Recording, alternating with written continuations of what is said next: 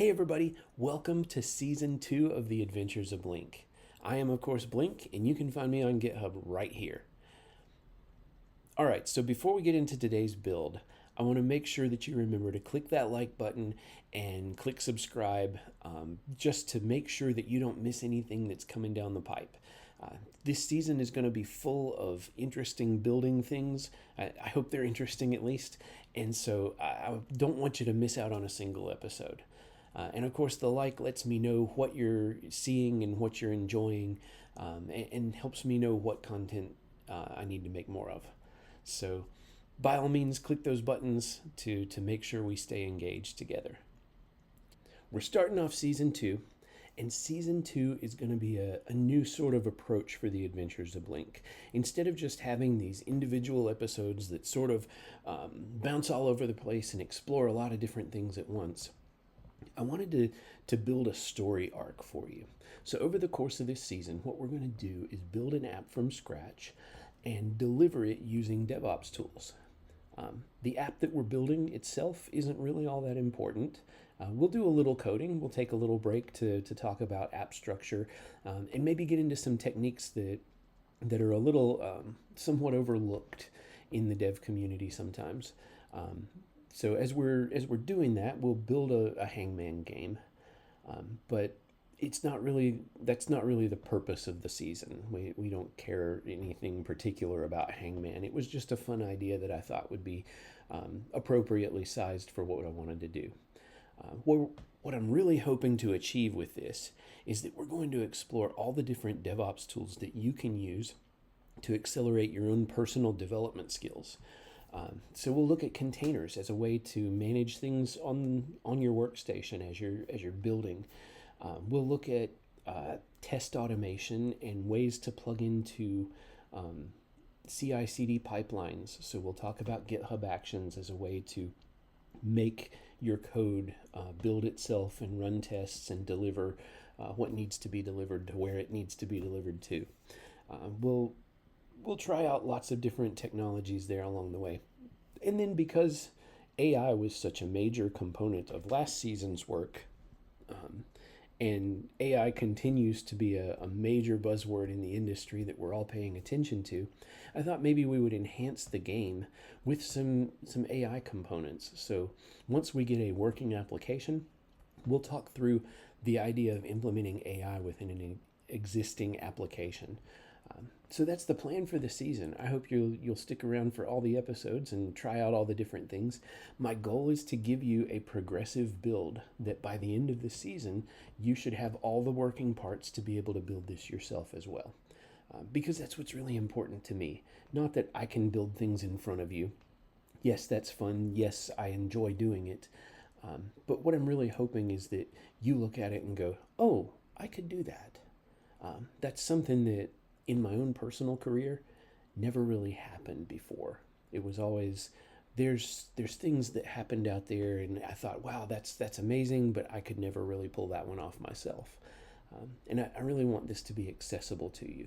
So I'm hoping that as you build along with me, you'll learn how to use some of these tools, and it'll make you a better developer in your own space, in whatever it is that you're working on.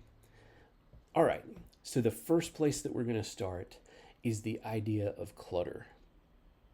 Weird, huh? I personally can't stand it when my computer is disorganized. And I'm sure you've all lived through this. You've seen that person that has like 3 billion icons on the desktop, and there's no organization to any of them. They're just splattered out there, and they're like, well, I can find everything I need. Don't worry about it. But I can't live like that. And it's weird because like my ADHD tends to cause my living spaces to get cluttered. So like if you went up to my bedroom right now, you'd probably find some laundry on the floor that I haven't finished folding and putting away. Things like that. Just some little bits of clutter that catch up over time, and I never take the time to go address. But my computer, I focus on it. I try to keep it pristine. And I guess it makes sense in a way because it's the place I spend most of my time. So even if the rest of my world is a mess, at least I've got one happy spot to go to. However, it's really hard to achieve this when you're experimenting with lots of different technologies. And if you're in the DevOps space, you realize there are tons of technologies to be experimented with. So every time you try to run one of them, it tries to install itself. It tries to put all of its files out here in this place or that, and it becomes overwhelming to keep up with because suddenly you have folders everywhere. You have config files lying around, all this stuff that you can't keep under wraps anymore. And then you're like, how did my computer get to be such a mess? In my earlier years, I found myself often having to reimage my computer on maybe a 6 to 12 month time frame. So once to twice a year, I was having to blow away everything and start over fresh. And it always felt so good to be able to start over fresh, right? Like it takes you back to sort of that new car smell, if you will. But that's the thing that I had to keep doing because otherwise all the different applications would start to interact with each other, sometimes in negative ways. So because I couldn't separate them, I had to install and then uninstall and then wipe and then install again and go through that whole cycle to figure out how to keep things afloat. That's a waste of time. So today we're going to talk about Docker. You've probably encountered Docker along the way just because it's used to deliver applications to production. And maybe you already are a developer who delivers things that get built into a Docker container and shipped into Amazon to run in EKS or ECS or wherever it is that you like to run things, or maybe in one of the other platforms. But what about using Docker locally as a way to keep your system clean? What if you put your dev tools in it? And then that way, as you built things, you could experiment and tear them down and completely destroy them very easily. So we'll take a look at what that looks like. So as a brief aside, maybe let's look at what it means to be a Docker container and how that plays along with the rest of our application infrastructure and system hardware. So we start off with the idea of our infrastructure.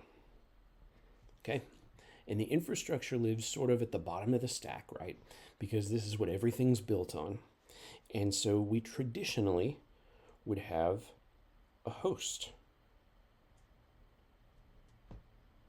And this is an operating system. So this is your Windows or your Mac or your Linux distribution, whatever it is you've decided to run. And so this was sort of how applications were installed on computers, right? You would then come along and you would say, I'm just going to put apps on my computer. And it's like, okay, well, that's fantastic. We can totally work with that until these things started to interact with each other in strange ways. So because they all share this space, they have the ability to stomp on each other. Maybe they write to common files. Maybe they read from common files. There's a mess that's waiting to happen because we have all this stuff here. So what if instead of doing this, we took a different approach and we installed Docker? Okay. And so with Docker installed right there, we now have the ability to run separate containers that are completely independent of each other. So in this stack, there's now a strong barrier between each of the containers so that the applications can't interact with each other. They're all in their own little sandboxes. This virtualization gives us the ability to control much better what happens with our application because everybody gets to run in their own space. So now, if we start the image down here with Docker, and we won't even look at the infrastructure because we don't care about the infrastructure anymore. That's now been abstracted away from us. We can start to run containers, and maybe we even run groups of containers that all work together. But whether or not they have multiple containers in them, they're still independent boxes, and we can still create the connections between them. Like if this container needs to be used by this stack, we can open it up so that it can reach, but we can control the opening. So there's no longer the risk of them interfering with each other, just a single pipe that opens where they're allowed to communicate successfully. So that's the concept behind Docker, and that's the idea behind the containers. We want to start building everything as these individual containers, like this guy. It can run completely independently of everything around it. It doesn't have to be allowed to interact with anything. It's just got one job. Now, why on earth would I want to do that? What would drive me to build all this extra complexity down beneath me, make my foundation that much more complicated, so that I can have a little bit of peace and quiet up here? Well, let's look at some possibilities. First of all, maybe you're comparing tools. There was one case in my career where I had to compare two different tools to each other, and I wanted to see which one was going to be the better choice to recommend to our management to purchase. Well, when you do that, what are you going to do? You're going to try to build the tools out and see what they do. Like, that's the best way to get experience is plug them in and see what happens, right? Well, do I really want to wait on them to spin up two different servers and give them to me? I could just run them in their own containers, and I did. Ultimately, that was the way I handled it. I had one server that was running Docker where I had some space to work.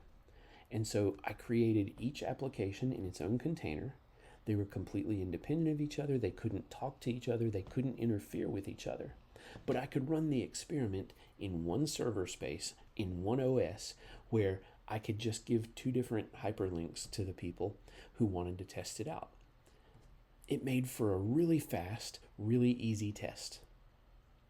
Now, another scenario, and probably a little bit more relevant to today's concept, is the idea of onboarding a new teammate. Imagine you get a new developer on your team. What does that mean for you? Now, in most shops, that probably means that somebody's going to get hired and they're going to spend several days setting up their workstation. They're going to have to go through all the tickets to open for all the different software things that need installed. They're going to have to try to get all the configurations right.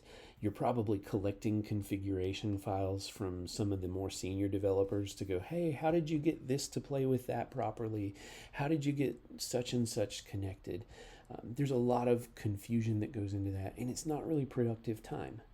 Well, you hired this person and you're paying them to figure out how to set up their developer space. That doesn't seem like a very judicious use of that person. So instead, we can provide the entire developer experience as a series of containers. You've got to get your workstation to run Docker, but after you do, you can actually start with one command and run the entire dev stack instantaneously with all the latest configurations that have been applied across all the different developers on the team so that everybody's operating in the same kind of workspace.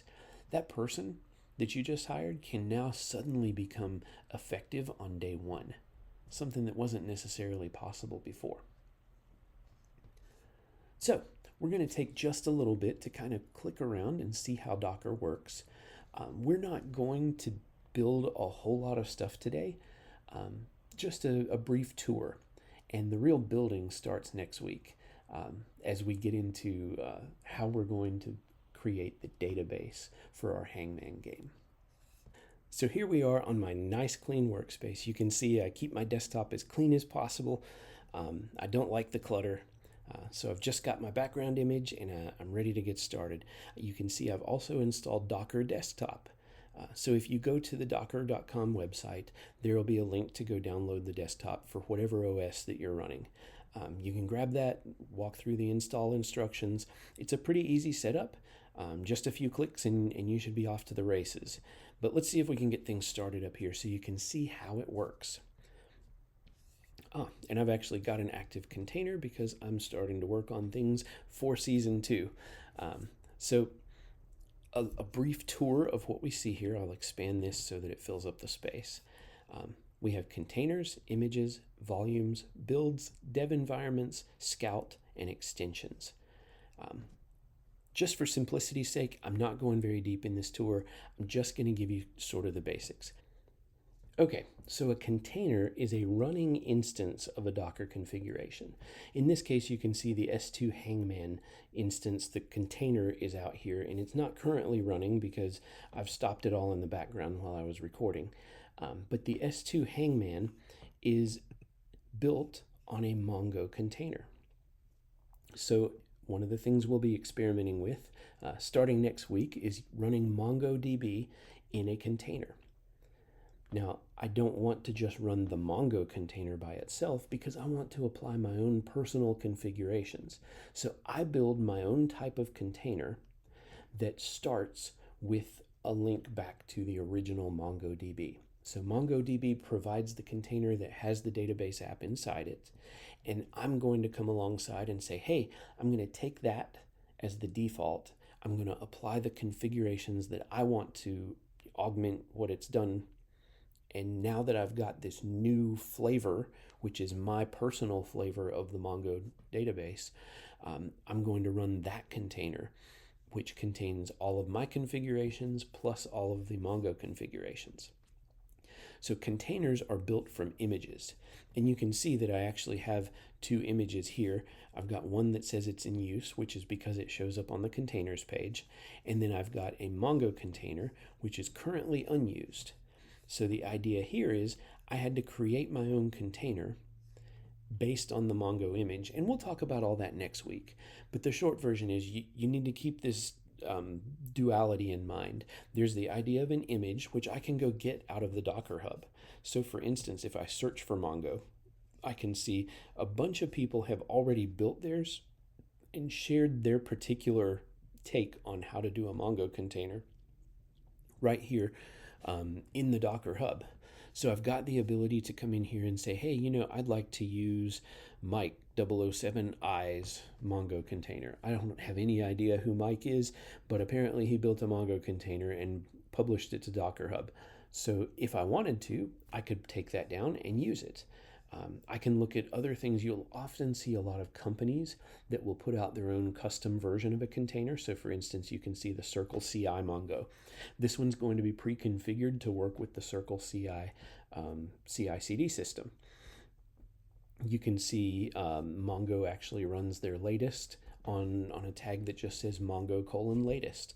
So that's like the latest version of Mongo. As soon as they do the build, it creates the container, publishes it to Docker Hub, and now it's available for us to consume in its containerized format. So the next thing that we're going to talk about is volumes.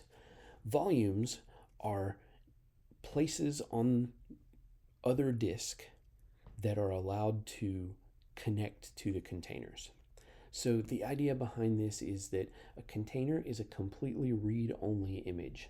You start the container, it runs, it can do things in memory, but it cannot write to disk by itself. If you change something in the container, if you change the configuration files in the container, they will be completely erased when that container is destroyed and rebuilt.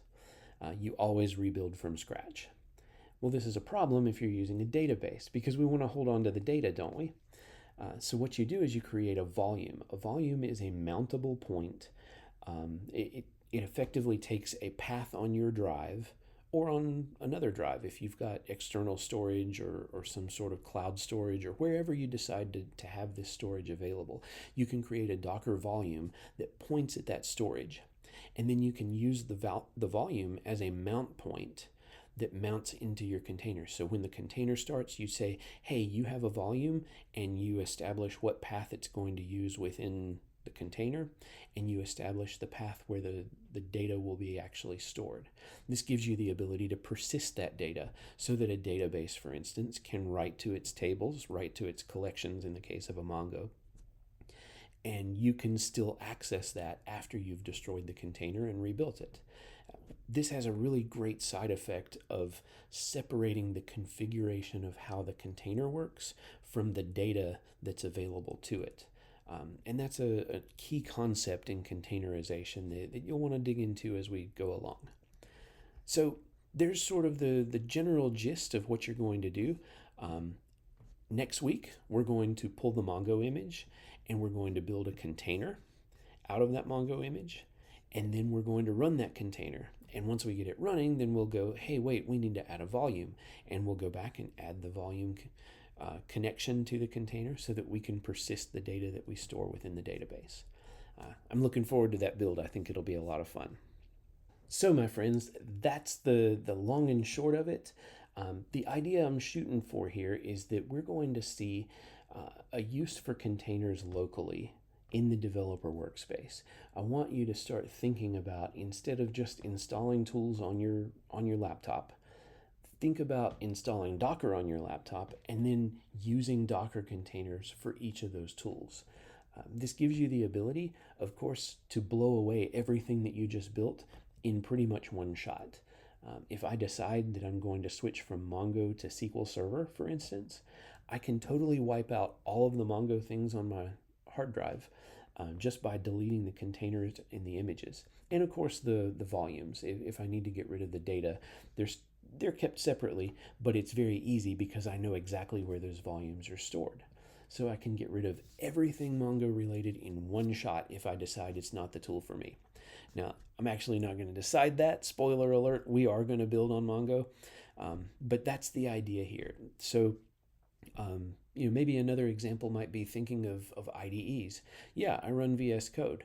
But if I wanted to run Eclipse because I'm going to do some heavy Java work and I want the real power of that behind it, or NetBeans or IntelliJ, or other options in the space. Maybe I'm just looking to see what the best IDE is for me, which one I'm most comfortable working in. I can run those in separate containers and try them out on my box, and then it's easy to get rid of them when I decide, oh, this is the one I want to pick. I'll discard the others. So those are the kinds of questions that you can answer by having containers in place. And hopefully it will help you become faster and more effective at your testing and your experimenting, because really fast, really cheap experiments that don't require you to dive too deeply are really valuable things. So over time, I hope to see you build lots of cool things and use containers in crazy ways that even I've not thought of. That wraps it up for today's episode. Make sure you tune in next week as we start to actually do the Mongo build. We're going to get the container system running, and then we're going to talk about designing a database. So can't wait to see you then. Can't wait to see what you build. Make sure you hit the like and subscribe. Stop by the socials and leave a message. I'd love to have a comment from you. Let's talk. That's part of the fun. So we'll see you around.